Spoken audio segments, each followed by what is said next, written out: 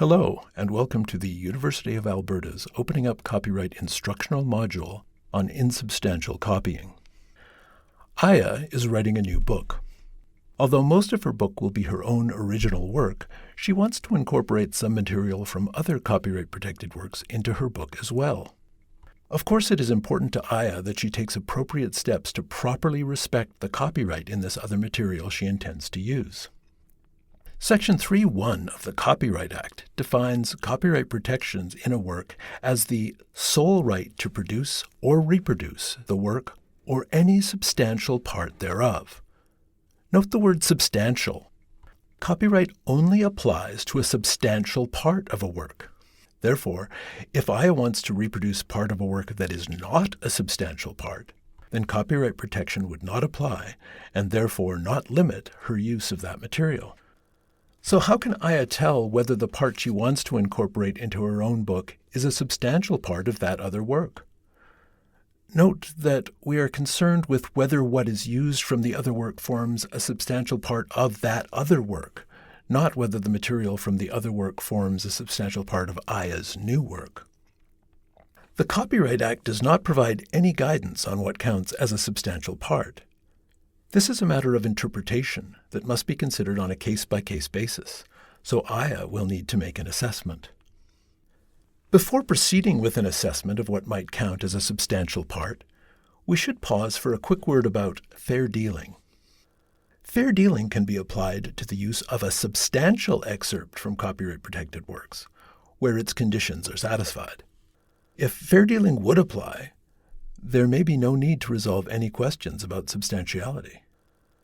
In other words, if Aya would be permitted to use the desired portion of a certain other work in her book under fair dealing, then we needn't concern ourselves with whether the portion she wishes to use happens to be substantial.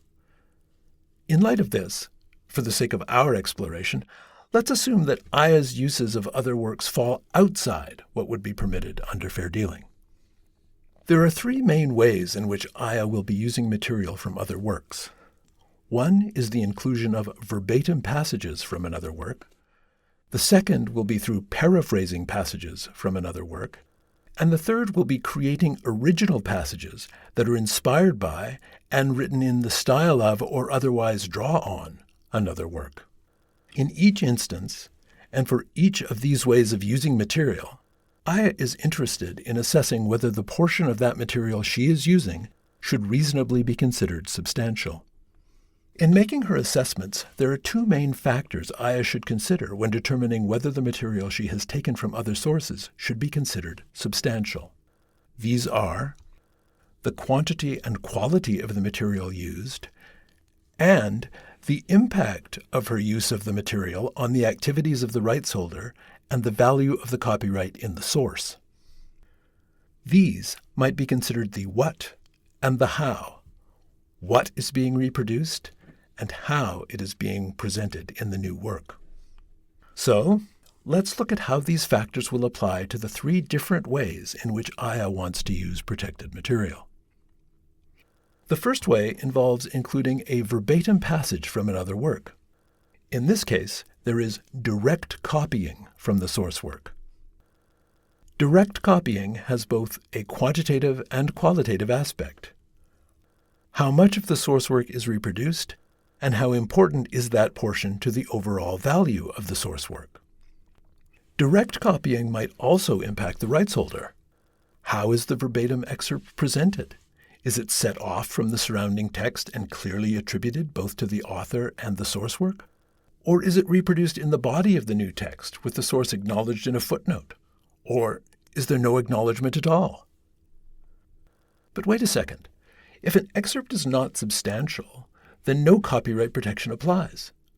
So, if no copyright applies, what is all this about citation and acknowledgement?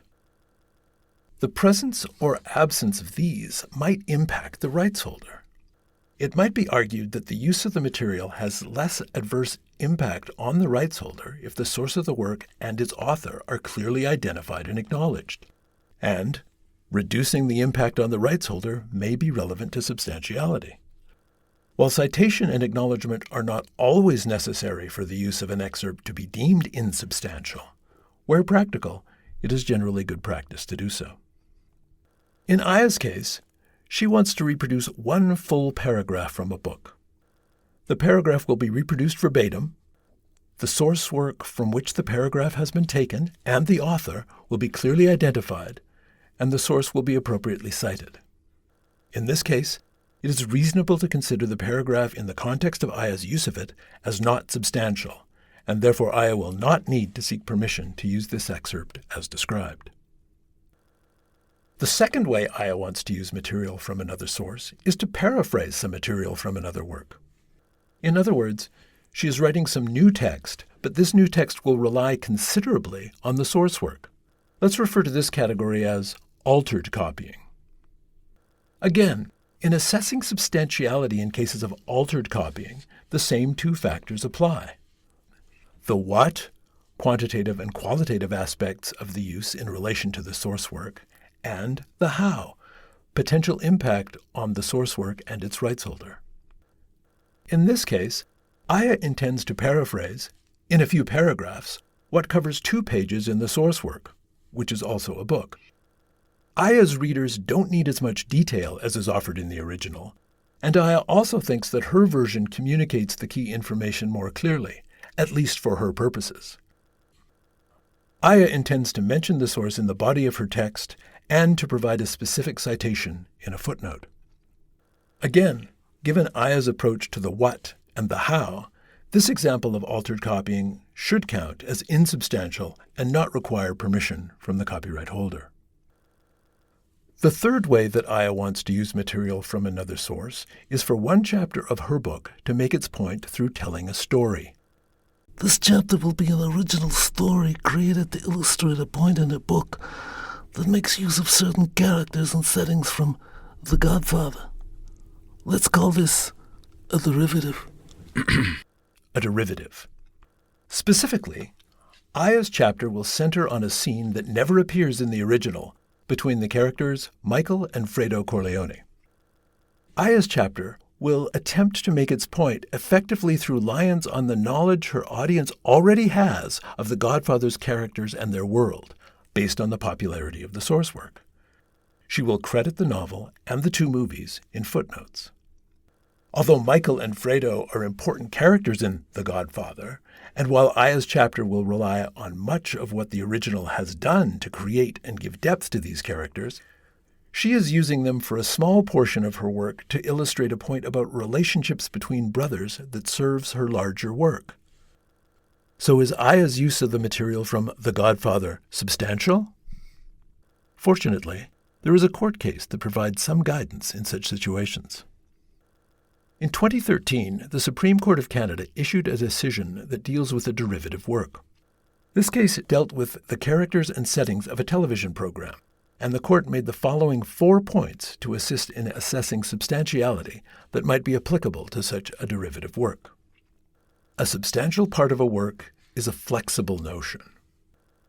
A substantial part of a work is part of the work that represents a substantial portion of the author's skill and judgment expressed therein. The cumulative effect of the features copied from the work must be considered to determine whether those features amount to a substantial part of the original author's skill and judgment expressed in his work as a whole. If the differences are so great that the work, viewed as a whole, is not an imitation, but rather a new and original work, then there is no infringement.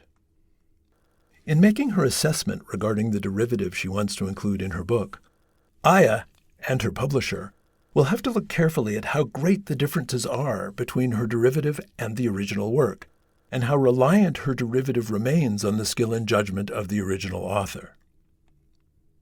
You should now be able to recognize how copyright applies only to uses of substantial portions of protected works, describe 2 factors that might be considered in making a determination of substantiality, and explain the differences between direct copying, altered copying, and derivative works. This has been the University of Alberta's Opening Up Copyright instructional module on insubstantial copying. Thank you for your attention.